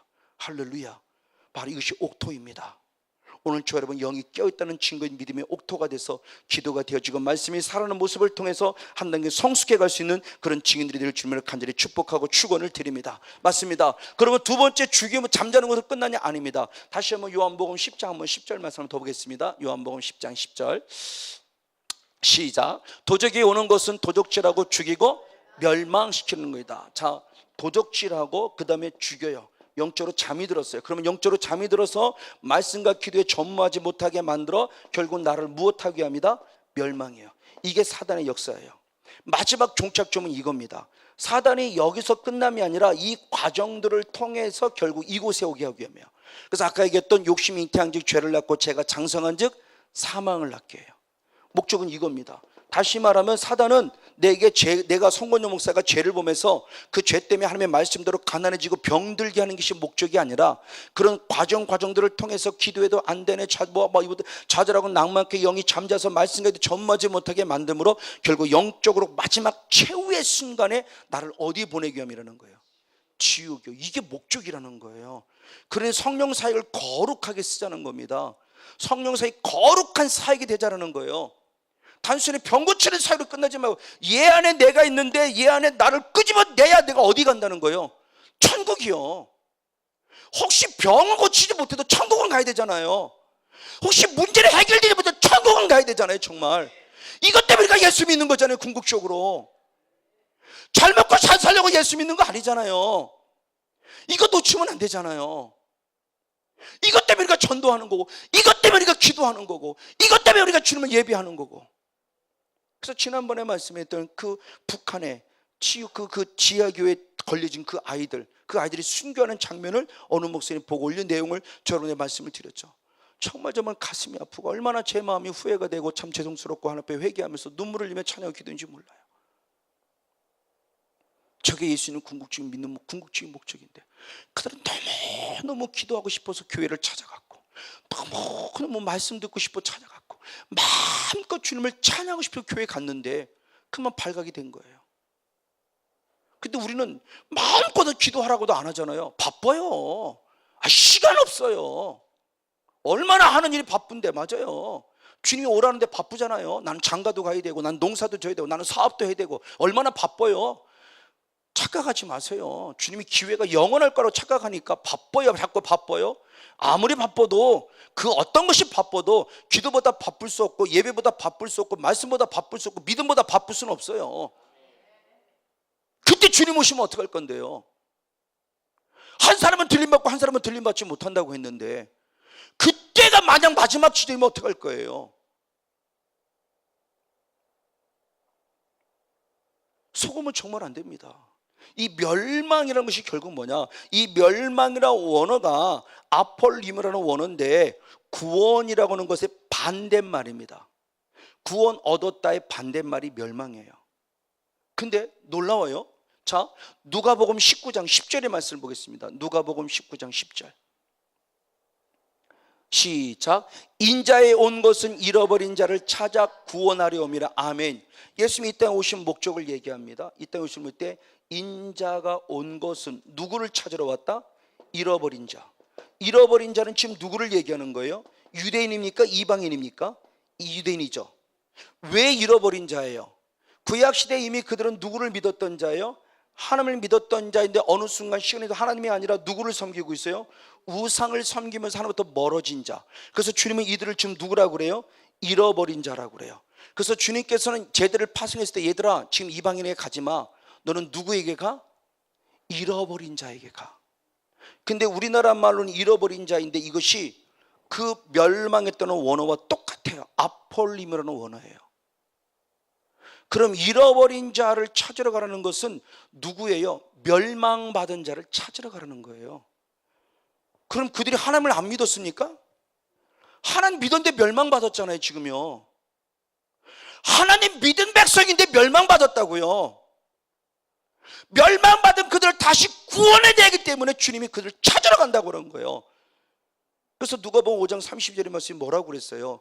나는 이 땅에 의인을 이룬 것이 아니라 누구를? 죄인을 불러 무엇하여? 회개하여 구원하기 위해서 왔다 그랬죠. 결국 잃어버린 자가 누구예요? 지금 이들이 죄인이죠. 이들에게 무엇을 또 회개 복음을 통해서 무엇하기 위함이다? 다시 구원하기 위함이에요. 그럼 성건용 목사 죄 속에 빠져서 죄 문제를 해결하지 않으면 천국 갑니까? 지옥 갑니까? 분명히 지옥 간다는 건 말하고 있는 거잖아요. 지금 사단이 그거잖아요. 성건용 목사 것을 다 도둑질해 가고 죄짓기면서 다 뺏어가서 결국 영적으로 다운돼서 기도하지 못하고 말씀 듣지 못하게 만들어서 결국 나를 어디 보내려고 하는 거예요? 지옥 보내려고 하는 거란 말이에요. 사탄이 성령 사역을 다시 사탄에서 뭐 병 고치는 사역을 끝내서는 이유가 아닌 게 바로 여기 있는 거예요. 그리고 사탄의 총리로서 누가복음 17장의 말씀에 너무너무 기뻐하고 누가복음 10장의 그 17절도 너무너무 70년 기뻐했어요. 그랬더니 주님이 얘들아 그거 귀신 쫓아내는 거로 기뻐하지 마. 네 이름이 어디에? 생명록에 기록된 걸 기뻐해. 네 영혼이 구원받은 걸 기뻐하라는 거죠. 귀신 쫓아내는 거로 기뻐하지 말라고 그랬어요. 성령 사역을 귀신 쫓아내는 것으로 끝나지 말라는 겁니다. 병 고치는 사역으로 끝나지 말라는 거예요. 사단에게 속아나면 큰일 납니다. 하나님도 예수인데 그거 신신당부한 거예요. 그거 나타났다고 그것 때문에 자랑하지 마. 왜? 마태복음 7장 21절로 뭐 더 귀신 쫓아내고 병 고치고 나는 선자 노릇했고, 근데 주님 뭐라고 말씀해요? 내가 너를 도무지 알지 못해 이 불법 행하는 나로부터 떠나가라. 그럼 그 사람이 하나님 안 믿은 사람입니까? 예수님 안 믿은 사람들인가요? 그들이? 그러니까 사단의 계략을 지금 어디에 초점 맞춰 우리가 사역을 해서 얘를 내 안에 쫓아내서 정말 내 안에 하나님 나라가 이루어지는 하나님으로 가득 찬 하나님의 왕이 되고 주님의 나의 왕이 되고 성령의 왕이 돼서 하나님의 통치를 받은 하나님의 나라가 이루어지는 삶을 살아야 될 것이냐, 이것이 중요한 영적인 매치가 되는데 이것에 대한 매치가 안 되고 있고 단순히 육적으로 보이는 현상적으로 귀신 많이 쫓아내네, 병도 잘 고치네. 아무리 귀신 많이 쫓아내고 병 많이 고쳐도요, 뭐 그 사람 스스로가 불법을 행하면은 주님이 무엇한다? 내가 널 도무지 알지 못한다. 네 영혼은 결국 무엇했다? 멸망당했다, 잃어버렸다, 지옥이라고 얘기한 거죠. 나로부터 떠나가라고 그랬잖아요. 그럼 그게 불신자입니까? 아니잖아요. 불신자가 아니잖아요. 바로 이런 모습들이에요. 그러니까 사단의 계략의 마지막 최종 목적지입니다. 뭘 뺏겼다가 중요한 거예요. 뺏겼어도 영혼만큼 뺏길 수 없어요. 천국만큼 뺏길 수 없어요. 영이 잠자고 있다는 데 천국만은 뺏길 수 없다는 겁니다. 그래서는 빨리 깨어나야 되는 거죠. 기도가 살아있고 말씀이 살아있어야 돼요. 기도가 되어지고 말씀이 들려져야 돼요. 막 영적 흥분이 막 느껴져야 됩니다. 시간마다 순간마다 맞아 막 이게 막 이게 해야 돼. 할렐루야 막 이게 막 돼야 돼요. 갔다 가면 가기만 하면 꾸벅꾸벅 졸고 있다면 어떻게 되느냐고요. 아닙니다. 너무너무 중요한 부분이에요. 그래서 마귀의 정치에 대한 부분에 7시간 쭉 하면서 정말 가장 최종적으로 우리가 초점 맞출 분이 바로 여기에 묻습니다. 맞습니다. 자, 그렇다면 이 말을 달리 말한다면 지난번도 말씀드렸죠. 제가 제일 궁금했던 부분이라고. 예수님의 제자인 제일 대표로 제조하는 베드로, 또 한 사람 대표는 가룟 유다. 자, 이들 제자를 한다면 이미 병을 고치고 귀신을 쫓아낸 사람입니까? 못하는 사람입니까? 이미 할 수 있는 사람이에요. 주님이 제자를 이미 능력 주셨고 12제만에 70인 제자까지 이미 능력 주셨어요. 그럼 베드로도 그렇고 가누도 그렇고 이미 귀신 쫓아나고 병 고치는 사람이에요. 근데 귀신 쫓아나고 병 고치는 그들이 스스로 지금 누구의 공격을 받아요? 사탄의 공격을 받아요. 그래서 예수님을 무엇해요? 부인해요. 그럼 성건영 목사 예수님을 부인할 수 있습니까? 없습니까? 능히 부인할 수 있지. 언제? 기도하지 않을 때. 그러니까 베드로가 결국 언제요? 마태복음 16장 23절 보면 사탄아 내 뒤로 물러가라. 너는 하나님의 일을 생각하지 도리어 누구의 일을? 사람의 일을 생각할 때 사단에게 이미 기회를 줬어요. 그리고 누가복음 22장 32절의 말씀에 밀가부터 까부름 속에서 그들은 결국 예수님이 중복이 됐음에도 불구하고 쓰러지고 넘어졌어요. 왜? 마태복음 26절의 말씀을 들으니까 무엇하지 않았어요? 기도하지 않아서 넘어졌어요. 베드로 역시도 마찬가지고 가룟도 역시 마찬가지고 기도라고 하는 중요한 부분 속에 영적으로 잠자고 있었어요. 다 주인하고 벌었어요. 그러면 사단이 베드로와 가룟들을 사단에 속해 넘어서 결국 주님을 부인하고 배반하게 만든 것은 그들을 천국 보내기 위함이며 지옥 보내기 위함이며 단순히 병 고침 병 고치는 능력을 없어지게 만들고 단순히 병들게 하기 위함이냐? 오직 목적은 그들을 어디 보내기 위함이다? 지옥이죠. 그 가운데 그래도 그나마 예수님이 중보해서 사탄아 떠나가라고 명령했던 사람은 이 선포 기도가 있었던 베드로는 때가 되어 회개에 돌아왔는데 선포 기도마저 없었던 가룟 유다는 회개에 돌아오지 못했어요. 근데 그런다고 그래요. 제 딸내미랑 같이 예수를 믿는 분이에요. 같이 안양권에 있어요. 그분은 그런다는 거예요. 가룟도 천국 갔다는 거죠. 회개하지 않았는데 어떻게 천국을 가요? 회개하지 않았는데 목사님이 그렇게 가르친다는 거죠.